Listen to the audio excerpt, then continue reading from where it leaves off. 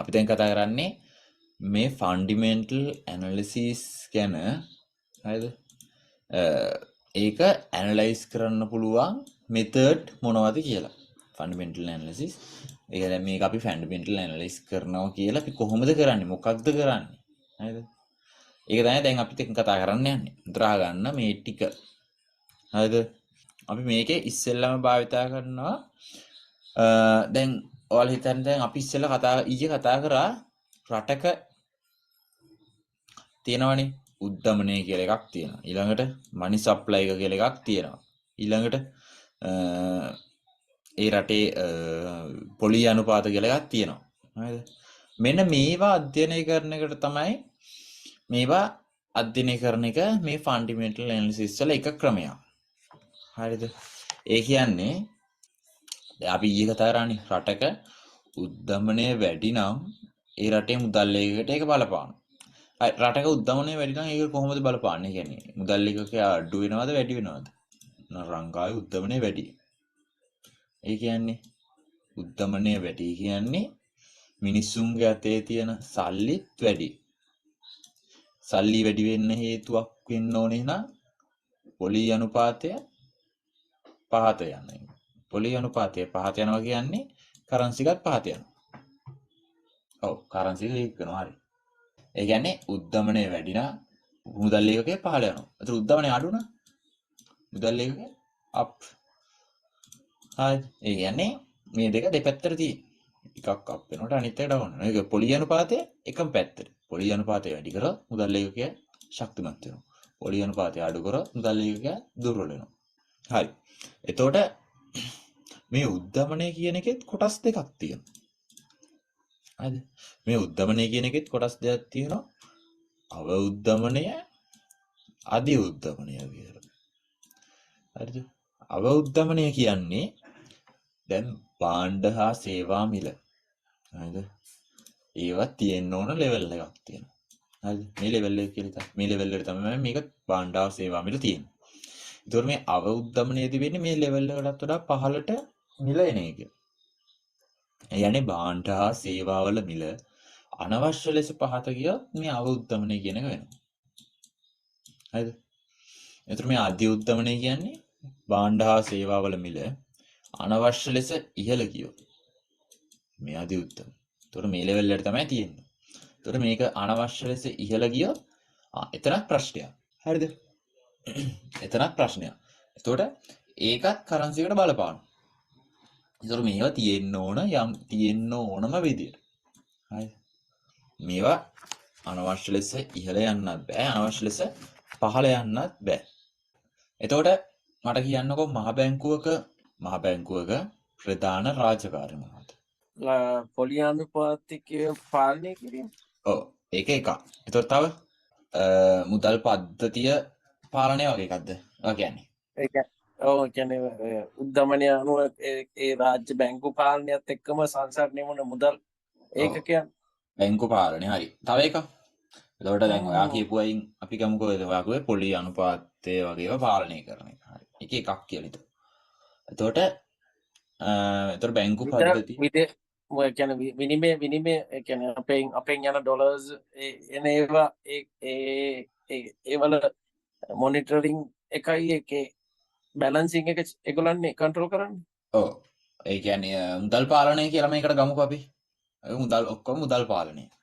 හරි. එතකොට තව තියෙනවා යාලා කරන වැඩ ටිකක්. මූල්‍ය ප්‍රතිපත්ති සම්පාදනය. ඒක තව ටිකක් පැහැදිලිව කියන්න. මූල්‍ය ප්‍රතිපත්තියක් කියන්නේ එයාලා දැන් ඔන්න හිතනවා මූල්‍ය එයාලා ප්‍රතිපත්තියක් විදිහට දානවා මේක කියලා. ඒතර ඒක සම්පාදනය කරලා එයාලා පාඩුවේ ඉන්නවා. ඒතර ලංකාවේ මේ බැංකු පද්ධතිය පාලනය කරන්නේ කවුද? ඒක තමයි මහ බැංකුව. ඔව්. එතකොට ඔය මුදල් සම්බන්ධ නීති රීති ඊට පස්සේ ණය ලබා දෙන ඒවා කරන්නේ කවුද? ඔව් ඒක විතරක් නෙවෙයි. ඒතකොට තව තියෙනවා. තව නීති තියෙනවා ලංකාවේ දැන්. අර FTF එකට ආවේ. ඒත් මහ බැංකුව. ඒතොර ලංකාව රටක් ඇතුලේ මුදල් සමග වෙන සියලුම නීති රීති හදන්නේ සහ පාලනය කරන්නේ මහ බැංකුව. මුදල් සම්බන්ධ මහ බැංකුවේ ලයිසන් නැතුව කිසිම මූල්‍යමය කටයුතු කරන්න බෑ. ඒකනේ MTF එක කෑවේ.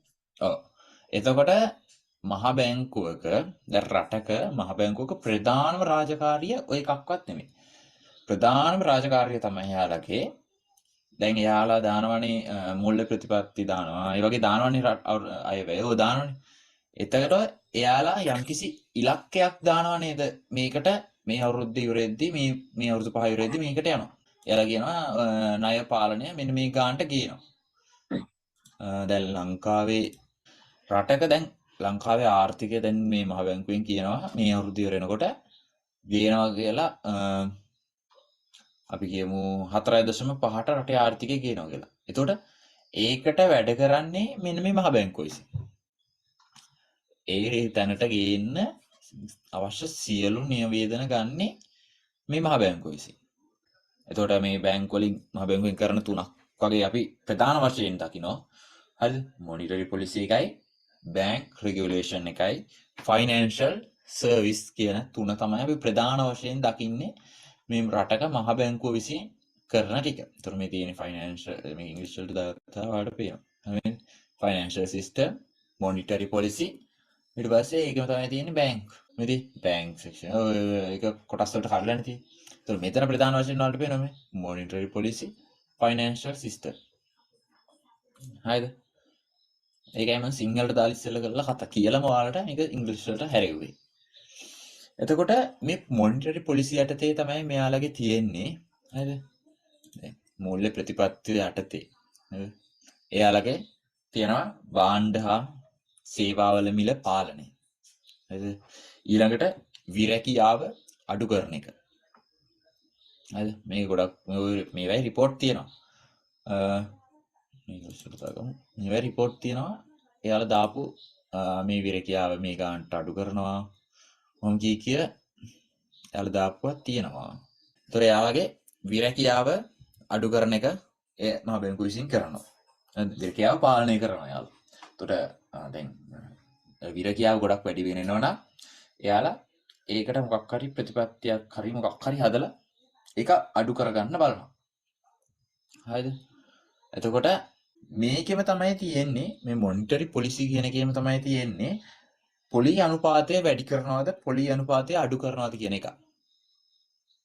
හරි? මෙතන පොලි අනුපාත තියෙන පොලි අනුපාත සම්බන්ධ විස්තර. හරිද? ඒතර මේවා ඔයාලා අරගෙන දැන් දන්නවනේ මේකෙන් මොකද්ද වෙන්නේ කියලා. ඒ කියන්නේ දැන් හරි කෝන් වගේ දැනගත්තේ නැති වුණාට නේද? normally ඔයාලා දන්නවා මේ පොලි අනුපාතය දැන් තියෙන්න ඕන කීයද? ඒතර ඉස්සෙල්ලා තිබ්බේ කීයද? ඒතර ඔයාලට පුළුවන් කෙලින්ම කියන්න ඉස්සරහට රුපියල් අඩු වෙනවද වැඩි වෙනවද කියලා. නැත්නම් මෙතන මේ උද්දමනේ බලා ගන්න පුළුවන් මෙතනින් ගියාම. නේද? මේ තියෙන උද්දමනේ කොහොමද එතකොට? දැන් නම් ටිකක් අඩු වෙගෙන එනවා. එතකොට මේ විදිහට උද්දමනේ අඩු වුණොත් රුපියලට මොකද්ද වෙන්නේ? හරි විදියට න ะ. ඔව් දැන් උද්දමනේ ටික ටික අඩු වුණොත් හරිද? රුපියල ස්ට්‍රෝං වෙනවා.